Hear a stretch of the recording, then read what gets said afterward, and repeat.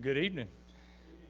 It's good to see all of you here. Thankful for those who have joined us tonight for our evening worship service, and for those who are joining us online, we welcome you and look forward to a good time together as we worship our Lord together. Look forward to singing and praying and hearing God's word preached tonight from Brother Chris, and so we look forward to a good service. Let me just remind you of a few announcements. I mentioned this morning about our men's Bible study. That's Friday morning at 6 a.m. If you're interested in more information, you can see myself, and I'll be glad to give you all that info. We're doing a study on worship right now, and it's just some good stuff. And so I encourage you men to come be a part of that if you're available and able. I'm sure I've seen in the bulletin a few announcements. Deacons meeting will be March the 3rd. We will have business meeting March the 7th, and remind you that'll be for 2 months because revival, we had backed it up, and then the ice came, and we decided just to move everything to March. So we will have business meeting for 2 months on March the 7th. And then on the 21st of March, missionary Sam Freeman is going to be with us.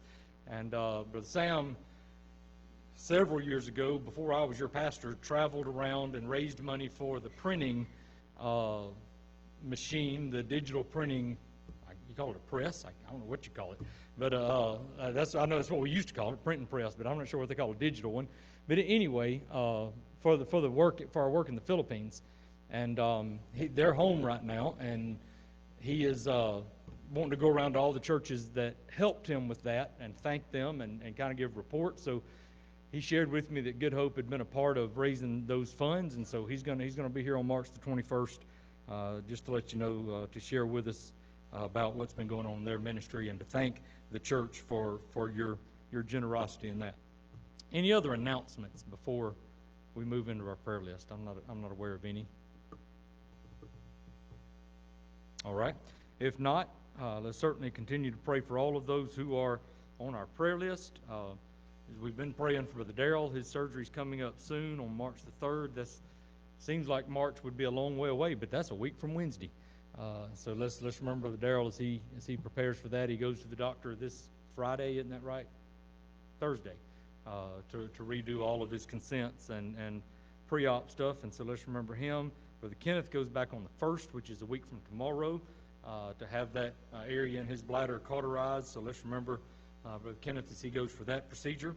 I was told this morning that Janet Delancey Hodnett is her last name now, has breast cancer, and she's asked that we pray for her. So she's having surgery March the 1st also. So let's remember Janet as she goes to this. Miss Judy mentioned a couple of requests tonight before service. Melinda Chance is in the hospital with COVID pneumonia. And so let's remember her. And then her niece out in Colorado is having a pretty major surgery on Wednesday, isn't that what you said? 16 years old and having a pretty big surgery. So let's remember her as she goes in for that. Remember the Willie Ray Riley family. I'm sure most of you are aware he passed away this week, and they had his service this afternoon. That's the tent that's behind the church and the cemetery. So let's remember that family. And then I'm not sure if you're aware, if you've been following this story, but there's a pastor in Alberta, Canada, named James Coates. Are y'all aware of what I'm fixing to tell you? He was arrested for his church holding services. And so we've been asked, and I think it would be the right thing to do, that we lift he and his family up and their church. And he was offered bail, but the condition of his bail, his release, would be that he not preach nor meet at all with any of his people or any of his elders at his church. And he refused. And so I'm appreciative of that, but he needs our prayers. And so let's lift him up tonight. Any other prayer requests or updates or anyone you'd like to mention?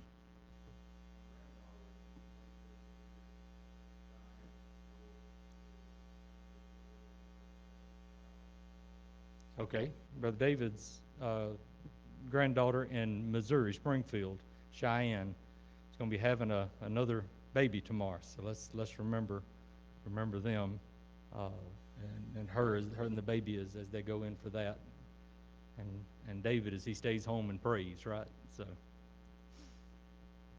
yeah. Any others? All right. If not, let's go to the Lord in prayer. Let's remember all of these as the Lord has given us the privilege to pray for tonight, but also ask His blessings on the services. Father, we thank you so much, Lord, for your grace and your mercy. We confess you to be a holy and a righteous God, and Lord, we know that you are great and wonderful. You're majestic. Father, you're so far above and beyond. Your ways are above our ways, and your thoughts are certainly above our thoughts. And yet, Father, we're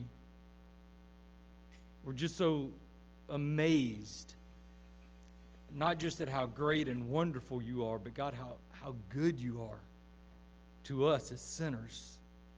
Father, that you gave your Son to die for us.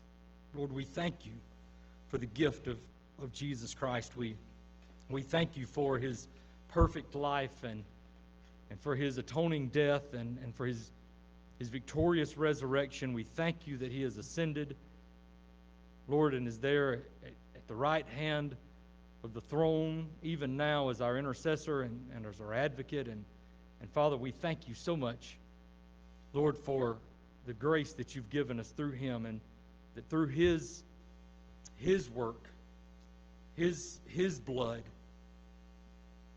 Lord, his resurrection, we can have hope and we can have eternal life. And Lord, that's why we're here tonight.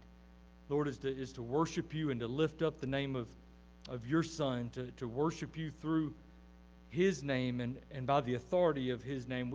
Lord, we have no right or authority in ourselves, in our flesh, to even call on you tonight. But Lord, because of Jesus, you hear us. And Lord, because of Jesus, you can be worshiped in spirit and in truth. And so, Father, I pray that you help us do that tonight. Father, we do lift all of these needs up to you. There's so many, Lord, that need a touch from you physically. Father, we pray that in any of these situations where you can get glory out of healing, we certainly pray that you would do that. Father, we pray that, Lord, that you would, in every situation, Lord, help them to trust you. And Lord, help them to see that you're going to get glory, even in times of sickness and illness and times of difficulty. And God, that all things, as we saw in your word this morning, are a means to advance your gospel, to share Christ, and that you would be magnified, and Lord, your gospel would be preached. And so, Father, in every situation, in sickness and the families that have lost loved ones, Lord, we pray for your glory, Lord, and for your name to be made known even in these situations. Father, we lift up this Pastor Coates. You know exactly what is going on in that situation, and Father, we thank you for one who would stand and not back down from the truth. And so, Father, we pray that you would upgird him and strengthen him. And we pray for his family, who he is no doubt separated from, and his church that he has been separated from. And Father, we pray for your mercy in that situation.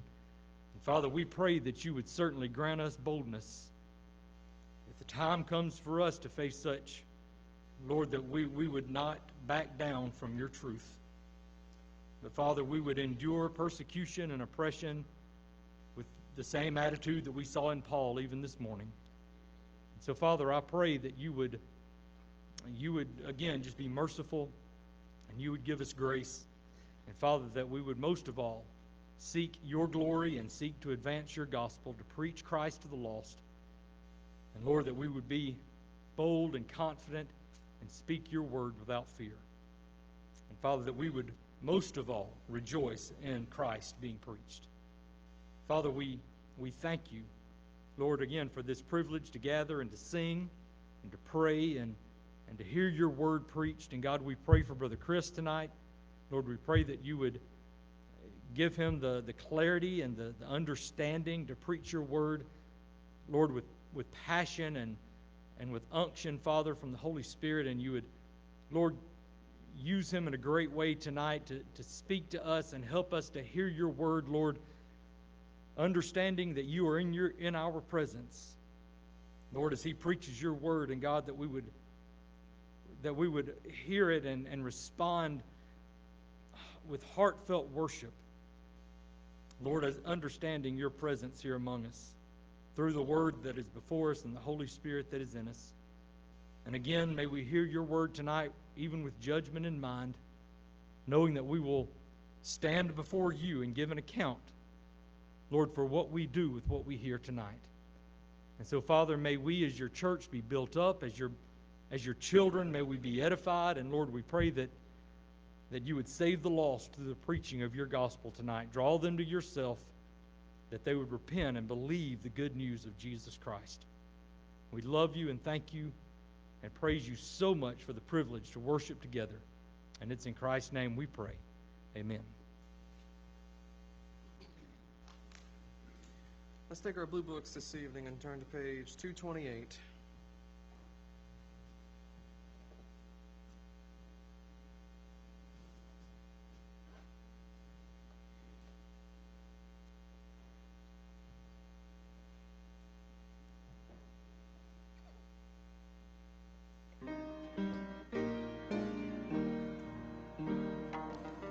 Sweetly, Lord, have we heard thee calling, come, follow me. And we see where thy footprints going, lead us to thee. Footprints of Jesus, and make the pathway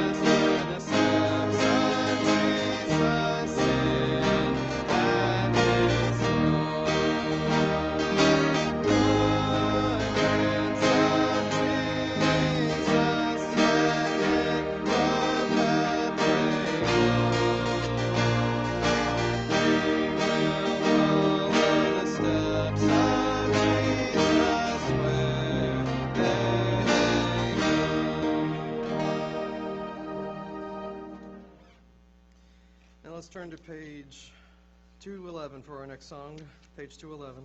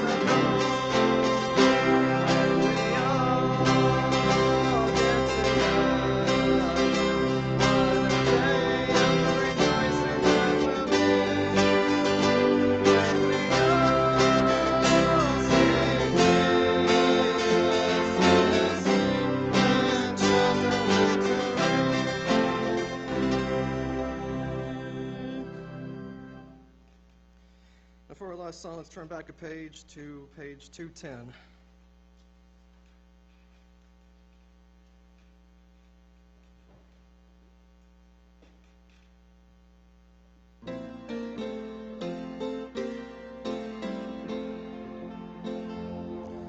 There's a land that is fairer than day, and I faintly can see it afar. Far away from prepare us a dwelling place there, in the same by and by. We shall meet on that beautiful shore, in the sweet by and by. We shall meet on that beautiful shore. We shall sing on that beautiful shore. The melodious song of the west, and our spirits shall soar. Not aside for the blessing of rest, in the sweet by and by. We shall meet on that beautiful shore, in the sweet by and by. We shall meet on that beautiful shore. To our heavenly Father, our treasure of praise,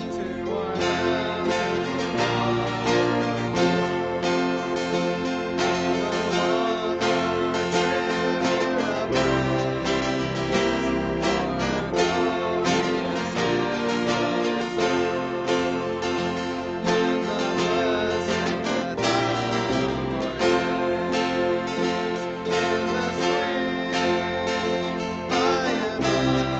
Thou ordainest, in the sweet by and by. We shall meet on that beautiful shore, in the sweet by and by. We shall meet on that beautiful shore.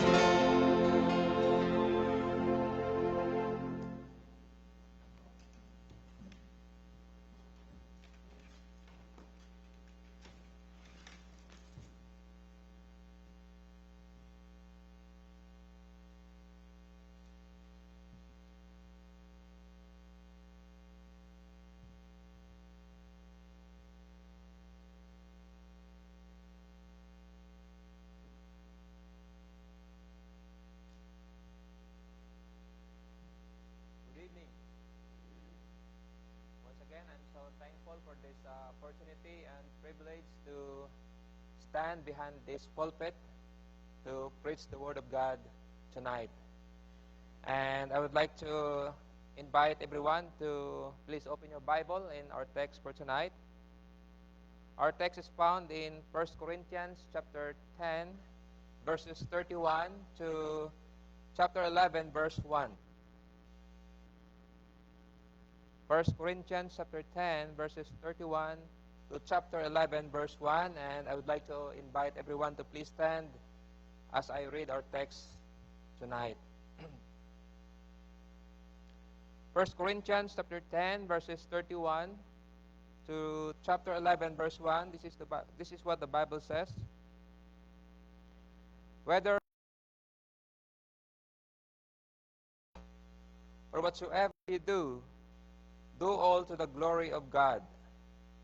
Give none offense neither to the Jews, nor to the Gentiles, nor to the church of God, even as I please all men in all things, not seeking mine own profit, but profit of many, that they may be saved. 11 verse 1, Be ye followers of me, even as I also am of Christ. Let us pray. Our God and Father, we are so thankful for the wonderful freedom that you have given to us through Christ. Thank you, Lord, for this opportunity once again that we can praise you, we can lift up your name and worship you, Lord, tonight. And as we listen to your word, O God, I pray that the Holy Spirit will enlighten us, give us understanding, and also give us a heart and mind to be open to the instruction that we will be hearing from your word tonight. I pray, Lord God, that everything we do tonight will give glory and honor to you. This only pray in Christ's precious name. Amen. Please be seated. So as believers in Christ, as Christians, we do have freedom. And this freedom was purchased for us by our Lord Jesus Christ. That is why this is very precious. We are free from sin and death. The death, burial, and resurrection of our Lord Jesus Christ have ensured these freedoms for those who put their trust and faith in our Lord Jesus Christ. And because of that, now we are free to live the way God intended, because we as believers in Christ had been freed from the law in order for us to live a grace-based life. But remember that in this freedom comes great responsibility. As Apostle Paul reminds us in 1 Corinthians chapter 10, verse 23, this is what he says: all things are lawful for me, but all things are expedient. All things are lawful for me, but all things edify not. In other words, everything is permissible, but everything is not beneficial. Everything is permissible, but not everything is constructive. That is why we need to be careful with the way we use our freedom. In New York City, they have this Statue of Liberty.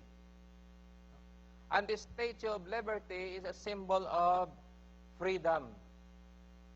However, sad to say, in this great freedom, many people become irresponsible.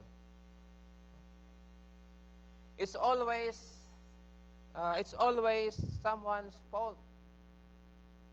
Nobody takes responsibility of their action, because we've forgotten that with this great liberty, with this great freedom, there is a responsibility. The freedom we receive in Jesus Christ never give us an excuse to be irresponsible.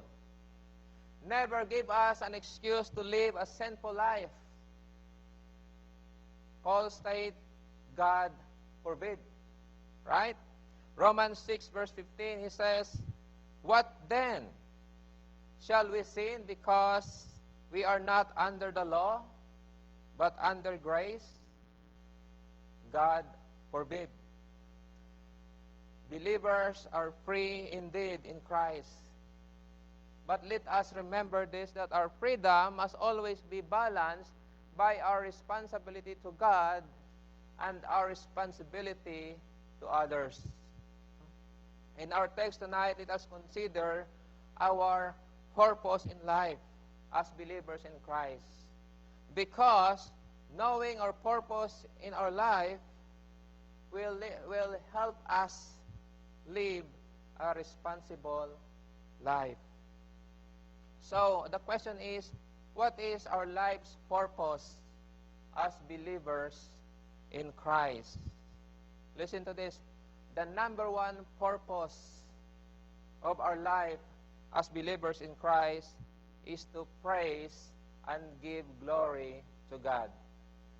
Is to praise and give glory to God. In our text, in verse 31, it says, whether therefore ye eat or drink or whatsoever you do all for the glory of God. The question is, what is our motivation? The reason we live like we do.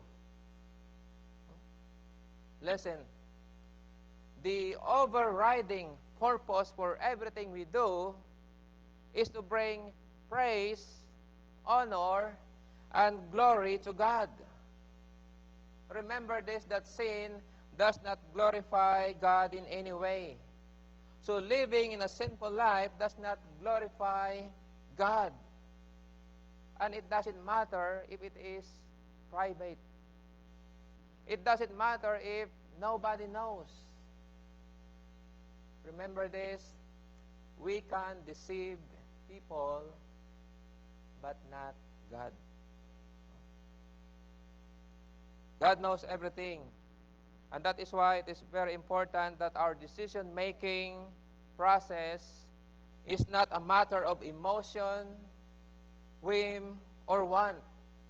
Our decision-making process starts with bringing glory to God. Now the question is, how can we bring honor and glory to God? First of all, we bring glory and honor to God by worshiping Him. We bring glory and honor to God by worshiping Him. We gather for worship to give Him praise and honor for who He is. We give all who we are and what we have to Him in our worship. We give ourselves to Him because we love and trust Him. One of the misconceptions about worship is that when we think about worship, we think we need to get something. But the main purpose why we worship, because we want to give what is due for our God. Listen to the first part of the Great Commandment in Matthew chapter 22, verses 37 to 38. It says, "And he said to him, You shall love the Lord your God with all your heart, with all your soul, and with all your mind. This is the great and first commandment." And then Jesus said in John chapter 14, verse 15, "If you love me, you will keep my commandments." Listen to this. If we really love God with all our heart, with all our soul, and with all our mind, we will become so excited to gather together to worship God every Sunday, even if it is only Monday. You know, it says that worship is not only happen every Sunday. Worship should be our ways of life. That's why if you worship God every day, it only proves your excitement when you go to church on Sunday. That's why let us praise God, because until now, we are free to gather together to worship our God in spirit and in truth. You know, in other countries, they don't have this kind of freedom. Especially if you are a missionary in the Muslim area, they held the worship in a secret place because it's too dangerous for them.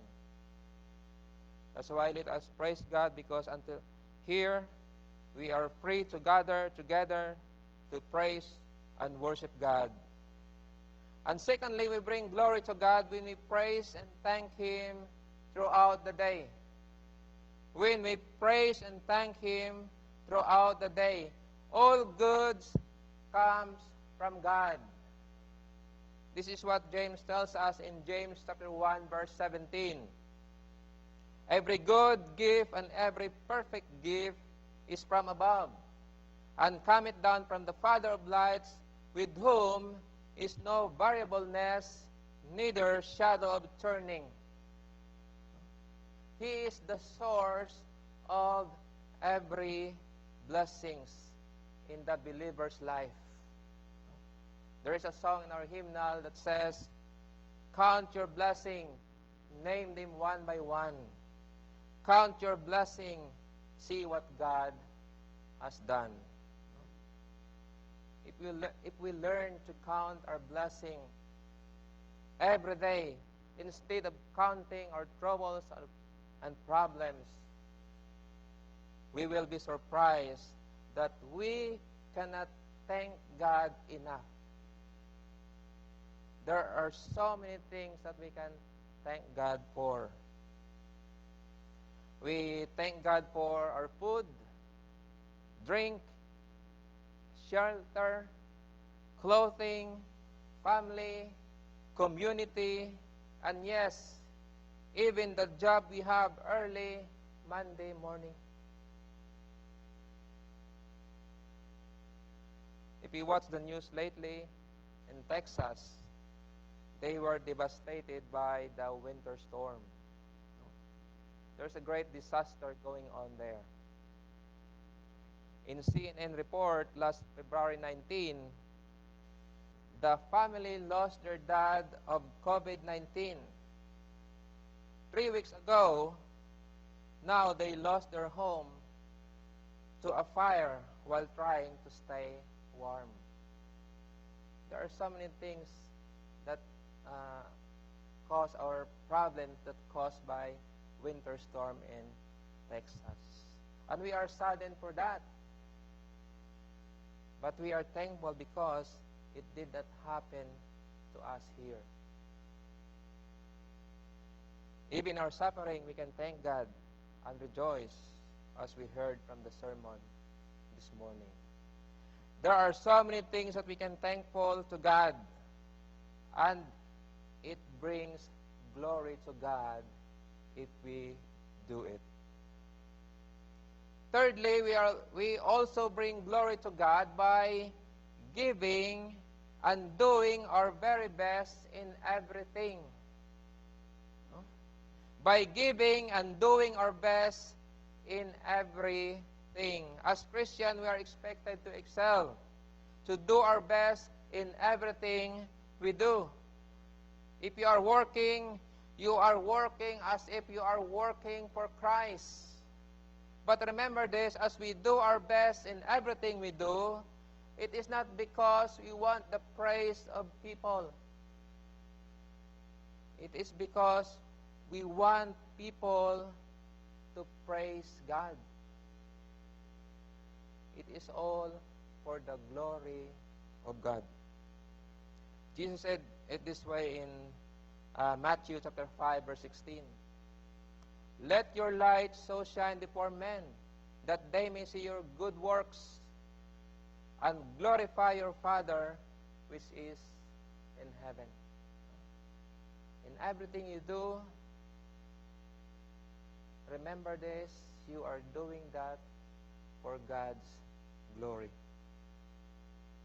And then, fourthly, we bring glory and honor to God ultimately by obeying His commands. By obeying His commands. Believers should walk and talk the Bible. Do you agree with that? Believers should walk and talk the Bible. James says in James chapter 1, verse 22, "But be doers of the word, and not hearers only, deceiving your own selves." That is the description of the Bible. To those persons who are just a hearer, but not a doer, they are just deceiving themselves. We have been prayed to live for Him, and we demonstrated our love by simply doing what He says. And the greatest evidence that we truly love God is by obeying His command, and that brings glory to God. And then the number 2 purpose of believer's life is to seek the good of others.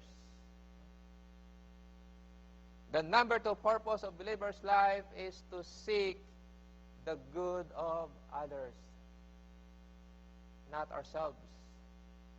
In our text, it says in verse 32, "Give none offense, neither to the Jews, nor to the Gentiles, nor to the church of God." And then first part of verse 33, "Even as I please all men in all things." Paul was speaking here to the believers in the church. He was revealing the motivation behind his every decision in life. How do you live? What do you eat and drink? What do you say and do? All of our action ought to bring glory to God and good to others. Basically, this is what he said. Do not be a stumbling block to anyone. Our action and words have an effect to those people around us. How we behave can help others or can hurt others. And Paul understood this very simple truth. And we need to be on guard constantly. We need to be on guard constantly. Our characters must be kept intact. What we say and what we do, stay away from the smallest of sin, be of good report and standing, not only in public, but also in private as well. Be a person of integrity. That is why we need to be on guard constantly. We don't want to give someone offense, trip them up, cause them to stumble and turn away from our Lord Jesus Christ or His gospel. When I was a youth pastor in the Philippines, me and our young people, we have this scheduled evangelism. But they don't want to go in their place. They want to evangelize on the other place that nobody knows them. I wonder why. I think people in their place know their action.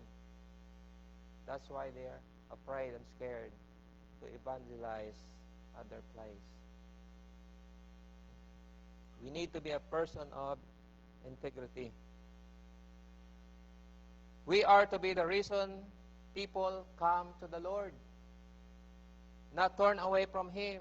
We are to be an example of love, not hostility to others, so that they might receive the gospel openly. That is the power of our witness.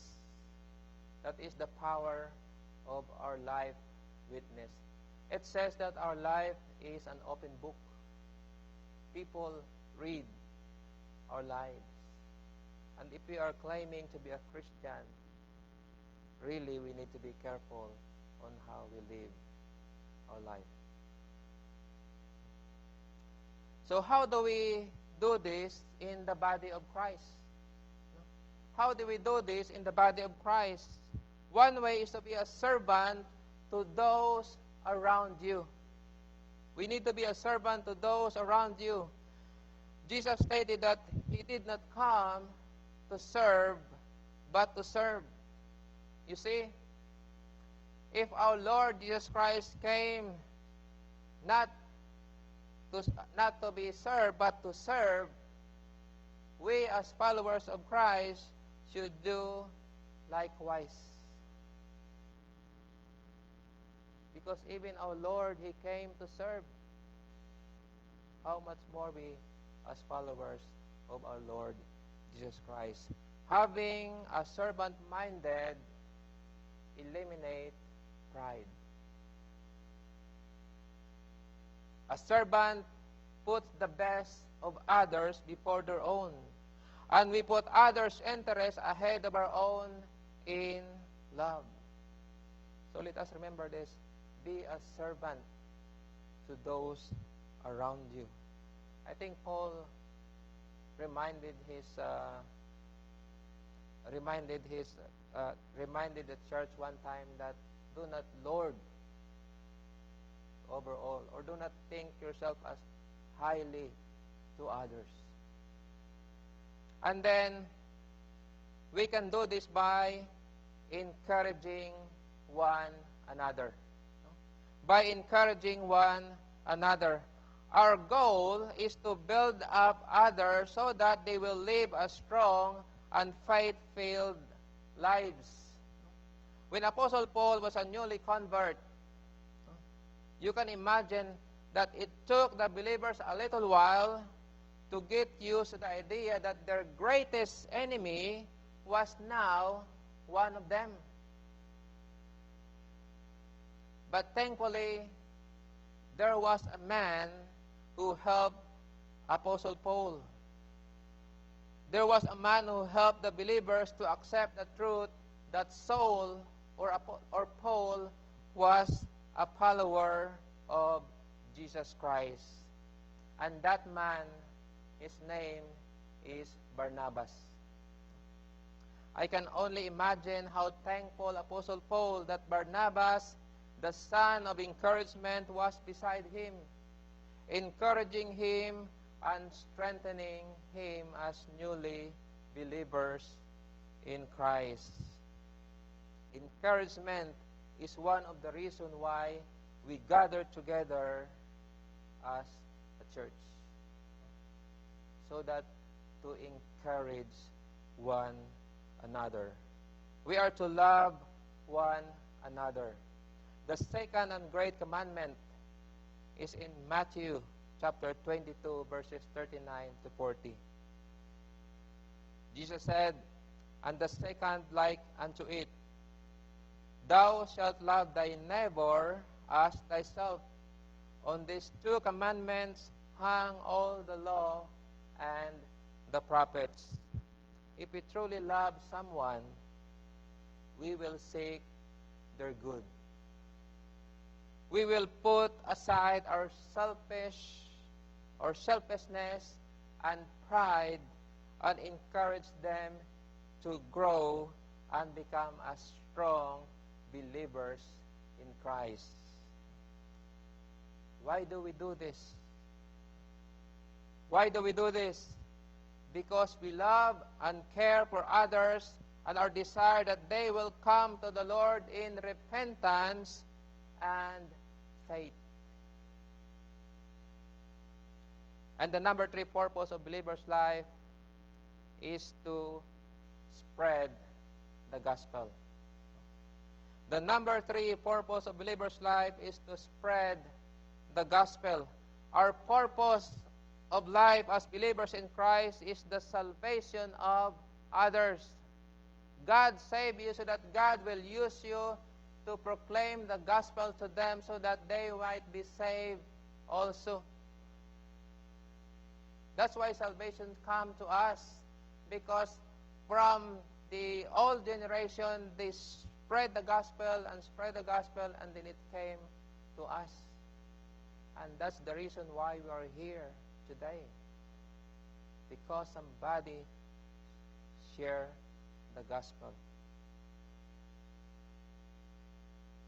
We have great freedom as believers brought by the sacrifice of our Lord Jesus Christ on the cross. We are under grace, not law. However, with this great freedom, as I said, comes great responsibility. In our text, Apostle Paul said, the last part of verse 33, "Not seeking mine own profit, but profit of many, that many be saved." Here, he was not suggesting that he was a compromiser or a man-pleaser. Actually, this is what he said in Galatians chapter 1, verse 10. For do I now persuade men or God? Or do I seek to please men? For if I yet please men, I should not be the servant of God or servants of Christ. You see, here in our text, he was affirming the facts that his life and ministry were centered on helping others rather than promoting himself and his own desires. Paul did not and would not compromise or violate any of his belief in order just to please someone or anyone. He stood firm concerning the gospel. He knew what he believed. Actually, one time he rebuked Peter because he was acting in hypocrisy. In Galatians chapter 2, verses 11 to 13. He preached the gospel even though it cost him beating, a life in jail, and a possible death sentence in the Rome before Caesar. Paul stood up even in a great persecution. Why? Because he desired more than anything that others might be saved. If you look at the martyrs, they are ready to die for the sake of the gospel. There are so many faithful Christians hung in the stick because they stand in the gospel. That is why he was in prison chained to guards. Apostle Paul, he was in prison chained to guards. That is why he was beaten near to death. And that is why he was eventually put to death. Because he spread the gospel wherever he went, to anyone he was near. I believe when he was in chain with 2 guards or soldiers, he was preaching the gospel to those 2 guards. As long as he's still awake, he continued to talk the gospel of Christ. Paul looked for any way to relate the gospel to others. He never compromised the gospel, but he delivered the gospel in others in a way they understood. He could bring the gospel to others in a way they could understand. Even a statue of the unknown God. Remember that in Acts? He used that to proclaim the gospel. In Acts 17, verses 16 to 34. Paul also knew the commission that Jesus Christ gave to the disciples in Matthew chapter 28, verses 18 to 20. And Jesus came and spake unto them, saying, All power is given unto me in heaven and in earth. Go ye therefore and teach all nations, baptizing them in the name of the Father, and of the Son, and of the Holy Ghost, teaching them to observe all things whatsoever I commanded you. And lo, I am with you always, even unto the end of the world. Amen. In the last verse of our text, Paul said, in chapter 11, verse 1, he said, Be ye followers of me, even as I also am of Christ. I think Paul was saved in telling others to follow his example. Why? Because he followed the example given by Jesus Christ. I think if we are also faithful in following the example that Christ has given to us, it is safe also to say to our children, follow me.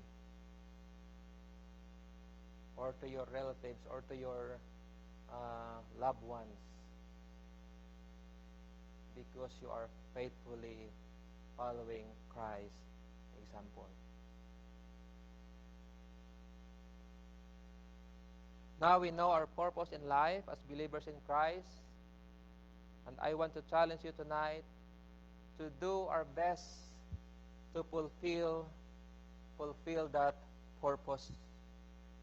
And as we do our best to fulfill that purpose, let us remember this, that at the end of the day, we can only fulfill that purpose because of the grace of God.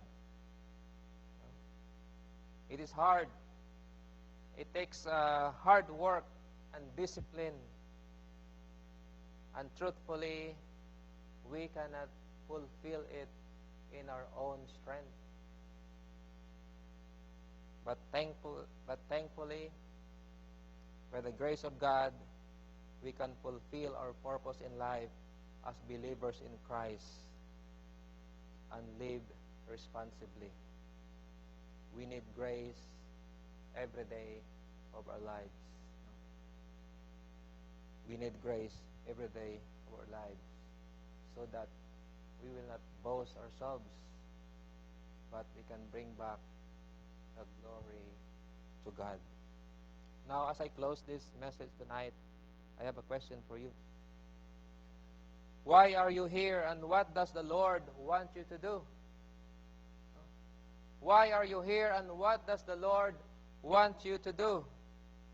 First of all, you must repent and turn away from your sin and believe on the Lord Jesus Christ. And then glorify God in everything you do. Seek the good of others and share Jesus to everyone. Let us pray. Our God and Father, we are so thankful, Lord God, for this opportunity that we learned from your word. We pray, Lord God, that those words that we have heard tonight will not fall on the ground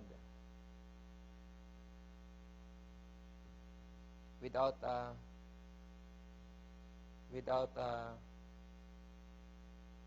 achieving your purpose. I pray, Lord God, that those who are here tonight will not become hearers only, but doers of the word. Give us grace, O God, to apply this truth in our lives as we go out in this place, so that we can live a life that brings glory and honor to you, and we can seek the good of others. This all I pray in Christ's name. Amen. Let's all stand. You be obedient to the Lord's mind.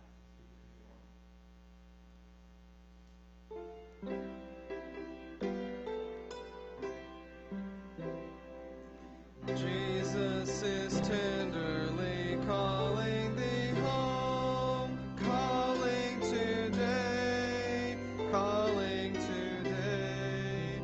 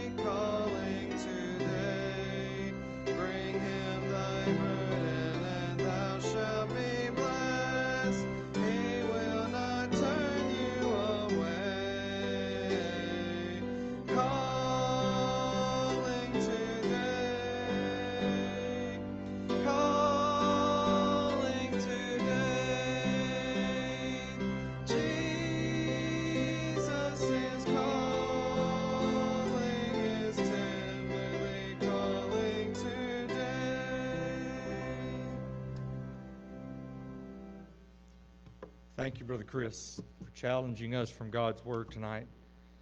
Chapter 11, verse 1, always, as your pastor, that's my prayer. And I know that it's only by God's grace that I could ever tell you, follow me as I follow Christ. But that's my heart. And so thank you. Something he said reminded me of a quote I read this afternoon by Jonathan Edwards, a preacher from the 1700s up in New England. But he said, holiness is never achieved by accident, but it requires determined focus. That may not be exactly the words he used, but you know what I mean. Determined focus on our part to be obedient. Of course, it doesn't happen without grace, but it doesn't happen with us sitting back and not seeking to grow in the Lord and be obedient. Thank you, Brother Chris, for that challenge tonight. Pray the Lord bless you this week. Shine his face upon you wherever you may go. You've heard twice today that everything about our life is to give God glory. So let's seek to do that this week. Let's look for how our lives can bring glory and honor to God and to share the gospel with others around us. Don't forget services Wednesday night. I encourage everyone to be here for our regular activities, meal at 6:30 and all the classes and worship at 7. And don't forget men's Bible study Friday morning, men at 6 a.m. Any word before we dismiss? If not, let's pray. Father, we thank you for your word that we've heard tonight. Thank you for using Brother Chris to speak to us tonight. Father, we pray that you continue to bless he and Alicia and the boys, and Lord, as they continue to minister here with us, and Lord, as they consider and make plans about your timing for them to go back to the mission field, God, we certainly pray that you would direct every step that they make, and Father, that you would open doors, and Father, you would make things plain to them. Father, we just thank you for them, and thank you, Lord, for, again, using Chris to speak to us tonight. And I pray that we certainly would be obedient to the truths that we've heard tonight. Father, that we would, as your children, understand our purpose, and that is to glorify you, to love our neighbor, to serve one another, and to share the gospel with those that are lost. Oh Lord, grant us grace that we would be obedient to these things.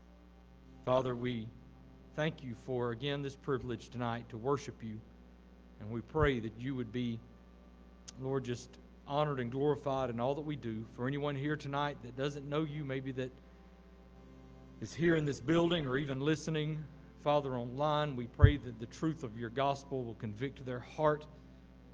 Father, that you would draw them to yourself and that they would be wonderfully, marvelously saved. Lord, we thank you for all of these things and these gifts and these blessings, but most of all, we thank you for Christ. And it's in his name we pray. Amen.